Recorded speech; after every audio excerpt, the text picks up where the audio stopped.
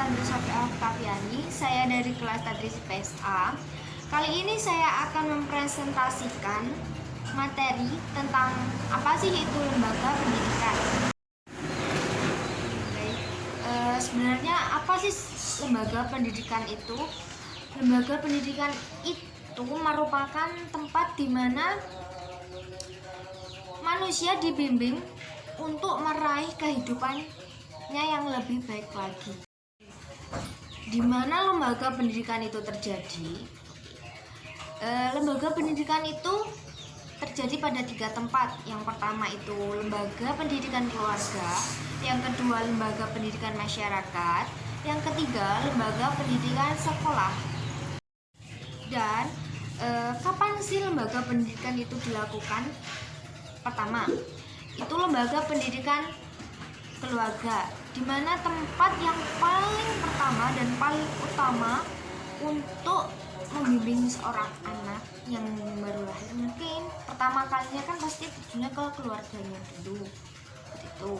Nah, yang kedua itu lembaga pendidikan sekolah, di mana tempat kedua yang dipercaya oleh orang tua yang mampu mendidik anaknya untuk menjadi lebih baik lagi. Yang ketiga itu lembaga pendidikan masyarakat, di mana tempat ini yaitu tempat yang ketiga, di mana di sana itu memiliki pengaruh terhadap perkembangan pribadi seseorang atau perkembangan seorang anak itu dalam bagaimana sih cara bermasyarakat, bagaimana sih rasa sosialnya itu seperti apa, seperti itu di dalam lembaga pendidikan masyarakat. Oke, siapa para ahli yang menjelaskan mengenai lembaga pendidikan? Yaitu yang pertama Profesor Dr. Umar Tirta Raharja dan Dr. Anders Lasula. Yang kedua Emin K. Rukiyubi dan Fenty Himawati.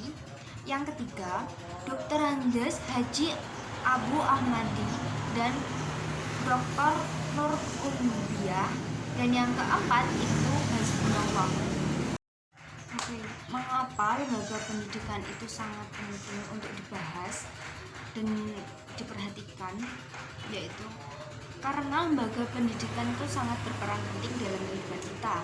Yang pertama itu menjamin kehidupan emosional anak, memberikan dasar pendidikan sosial, peletakan dasar keagamaan, terus lembaga pendidikan formal berorientasi pada pengembangan masyarakat seutuhnya, dan yang lembaga pendidikan non formal itu mengutamakan perkembangan afeksi dan psikomotor.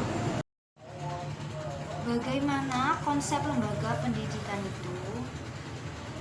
Konsep lembaga pendidikan itu terdapat 3 persoalan, yaitu yang pertama persoalan dikotomi, yang kedua tujuan dan fungsi lembaga pendidikan Islam, yang ketiga persoalan kurikulum atau materi.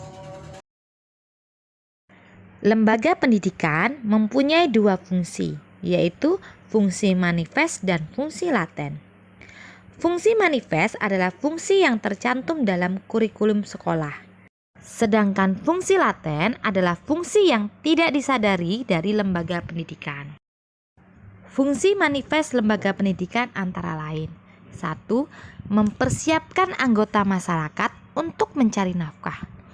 Dengan bekal dan keterampilan yang diperoleh dari lembaga pendidikan seperti sekolah, maka seseorang siap untuk bekerja. 2. Mengembangkan bakat perseorangan demi kepuasan pribadi dan bagi kepentingan masyarakat. 3. Melestarikan kebudayaan masyarakat. Lembaga pendidikan mengajarkan beragam kebudayaan dalam masyarakat. 4. Menanamkan keterampilan yang perlu bagi partisipasi dalam demokrasi. 5. Mengajarkan peranan sosial. Lembaga pendidikan mengajari peserta didik mengenai peran dan tanggung jawabnya yang harus dilaksanakan dalam masyarakat. 6. Menyediakan tenaga pembangunan. Lembaga pendidikan berperan menyediakan tenaga terlatih, terdidik, dan terampil sehingga dapat menyukseskan program pembangunan. 7. Membuka kesempatan untuk memperbaiki nasib.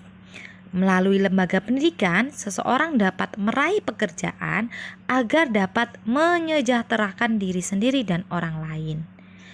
8. Mengajarkan nilai dan norma di lingkungannya. Lembaga pendidikan melaksanakan proses sosialisasi nilai dan norma dalam masyarakat agar terinternalisasi dalam diri peserta didik. Fungsi laten atau fungsi yang tidak disadari dari lembaga pendidikan antara lain: 1. Mengurangi pengendalian orang tua.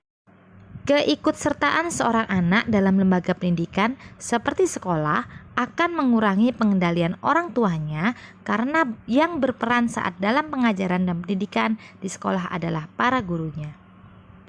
2. Mempertahankan sistem kelas sosial.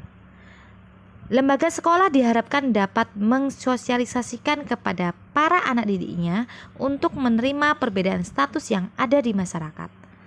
Sekolah diharapkan dapat menghilangkan perbedaan kelas sosial berdasarkan status sosial peserta didik di masyarakat. 3. Memperpanjang masa remaja. Adanya sekolah memungkinkan diperpanjang masa remaja dan penundaan masa dewasa. 4. Mengajarkan peserta didik berpikir kritis. Baik, sekian dan terima kasih. Sampai di sini saja presentasi saya. Mungkin ada salah kata atau mungkin ada yang kata-katanya belibet.